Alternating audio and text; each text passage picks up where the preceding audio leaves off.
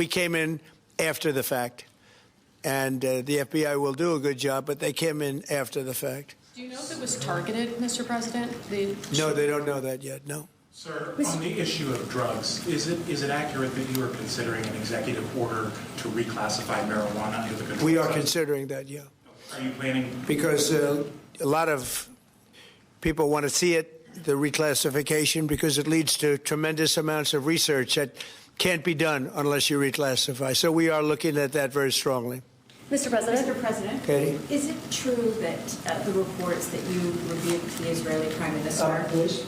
are the reports that you rebuked the Israeli Prime Minister for the hit on the Hamas general true? And is Israel undermining your efforts to be a peacemaker? No, Israel and I have gotten along very well.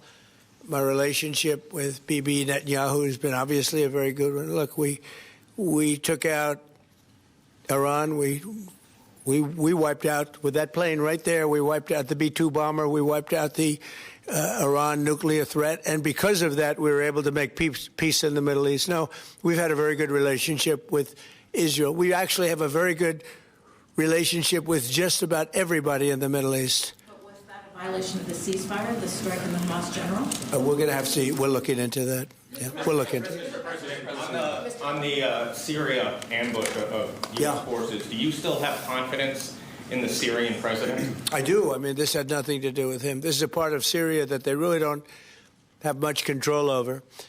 And it was a surprise. He feels very badly about it. He's working on it. He's a strong man. And no, this had nothing to do with the Syrian government. This had to do with ISIS. What will the U.S. response be? As a response, they'll be hit hard, yeah. Javier Negre, Real America's Voice en Español. First of all, thanks for honoring these heroes. The communists have lost Chile. The pro-Trump candidate, José Antonio Caz, won the elections. Do you think this right-wing wave in the Spanish world is due to your influence? Well, we just had a good one in Honduras, as you know. Had a great election there. I endorsed somebody that was not leading, and he won the election. And we had a good one just a couple of hours ago. I found out in Chile, the person I endorsed, who was not leading, ended up winning quite easily. So I look forward to paying my respects to him. I hear he's a very good person. Yeah. Mr. President, thank you, Mr. President. This year you fired Democrats from a number of federal agencies, and now going into 2026, there are some key regulators like the SEC, the CFTC that are going to have zero Democrats.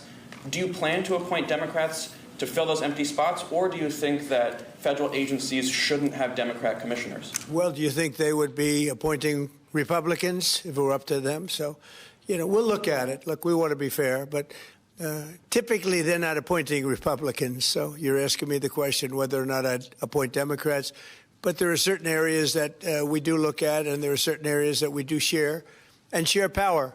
And I'm open to that. Please. Mr. President, a number of Republicans have denounced your statement on Truth Social after the murder of Rob Reiner. Do you stand by that post? Well, I wasn't a fan of his at all. He was a deranged person as far as Trump is concerned. He said he knew it was false. In fact, it's the exact opposite, that I was a friend of Russia, controlled by Russia. It was the Russia hoax. He was one of the people behind it. I think he hurt himself in career-wise. So he became like a deranged person, Trump derangement syndrome. So I was not a fan of Rob Reiner at all in any way, shape, or form. I thought he was very bad for our country. Yeah. Blue slips, Mr. President. Leader Thune doesn't seem like he wants to get rid of blue slips. Will there be consequences for the Senate if they? Well, I think they should get rid of blue slips because as a Republican president, I am unable to put anybody in office having to do with U.S. attorneys or having to do with judges. In other words, if you have one, not two, you don't need two, just one.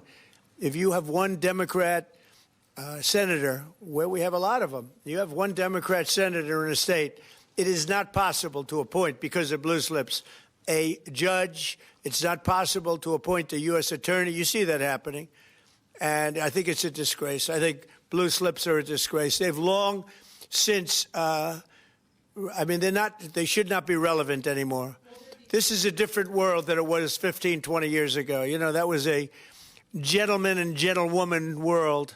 This is a little bit different, unfortunately. Yeah, please. Mr. President, what do you want to see Congress do this week as it relates to health care and the expiring ACA? Yeah, that's a good question. I'd like to see the people get the money. I'd like to see all of the money that's going to the Democrat insurance companies. You know, the insurance companies are making a fortune. They're up 1,700% and more. And they're taking in hundreds and hundreds and hundreds of billions of dollars, even trillions of dollars. And Obamacare gives you terrible health care. Just so you understand, Obamacare was set up, and I said it right from the beginning, for the benefit of the health insurance companies, of the insurance companies. They're making billions and billions of dollars. Their stock is through the roof. I don't want to give them anything. I want all money going to the people and let the people buy their own health care. It'll be unbelievable. They'll do a great job. They'll get much better health care at a much lower cost. Would you like Republicans next year to just use reconciliation to do with health care exactly what you laid out, and they wouldn't have to worry about Democratic votes? Well, that or knock out the filibuster. If you knocked out the filibuster, it would all go away. But we have a few people that wouldn't do that. It's crazy. Look, we should knock out the filibuster. And if you did that, we'd get voter ID. You'd have no mail-in voting, all things that make our elections dishonest. And you'd get a lot of other things having not even to do with voting. But Republicans should knock out the filibuster, and we should approve a lot of things. You wouldn't have January 30th looming because, you know, you have the 30th of January looming. You know that, right? And if we knocked out the filibuster, it would be just a simple approval. But you have some Republicans that they're unable to explain why. You know, if you ask them why, they're unable to explain it. They cannot win the debate. But they should knock out the filibuster. And frankly, they should get rid of the blue slips, too. Yeah. Mr. President, the Democrats won Miami, where you won the election 1 year ago. Do you think it's because of the Hispanic media like Telemundo that are publishing fake news about the ICE operations? How do you plan to win back those votes for midterms? Yeah, well, I won that whole election. And, you know, it's interesting. When I'm not running, we don't do as well. And I'm going to try and get that changed for the midterms. But we did have a big win in Tennessee, as you know. Matt Van Epps had a big win in Tennessee against a very strong candidate, attractive candidate, who a lot of people thought would do very well. And Matt won by a lot. And I won Tennessee by a real lot. You know, we had a great election. We won every single swing state. We won the popular vote. We won everything. And there's a thing that they have now, districts, which is a big deal. I think in a way it's the most important stat from the standpoint of, you know, looking at numbers accurately. So out of thousands of districts, I won 2,750 versus 525. Think of that, 2,750 versus 525. It was great. That's why the map, when you see a map of the election, it's all red other than two little narrow lines on the other side, please. Sir, Jimmy Lai was convicted today in Hong Kong. Do you have any reactions? I feel so badly. I spoke to President Xi about it, and I asked to consider his release. He's not well. He's an older man, and he's not well. So I did put that request out. We'll see what happens. Okay? Yeah, please, Katie. Question about Ukraine. Now that the meetings in Berlin have wrapped up with Zelensky, is there a timetable for going to Moscow? Is a delegation going? Well, I think that the delegation is largely there right now, actually. They're in Europe, and they met with those people that I called out before, the various countries, plus some others. They want to see it end, Katie. They want to see it end. They all. I want to see it end. They want to see it end. I actually think that President Putin wants to see it end. You know, I've had good talks. We've had good talks with Russia, and I think they'd like to get back to a more normal way of life. Mr. President, follow up there. An Article 5-like deal seems to be emerging without NATO membership for Ukraine. If such a security guarantee is offered, what incentive is there for Ukraine to give up any sort of territory? Well, look, you have, they've already lost the territory, to be honest. I mean, the territory is lost. But in terms of security guarantee, we're working with Europe on it. Europe would be a big part of that. And we're working on the security guarantee so the war doesn't start up again. We don't want to have a war start up again. As I said, with Thailand and Cambodia, two people I get along with great. And I dealt with them, and I called them, and I said, look, fellas, you got to relax. You got to take it easy. They lost. They started the war again, and I got it ended.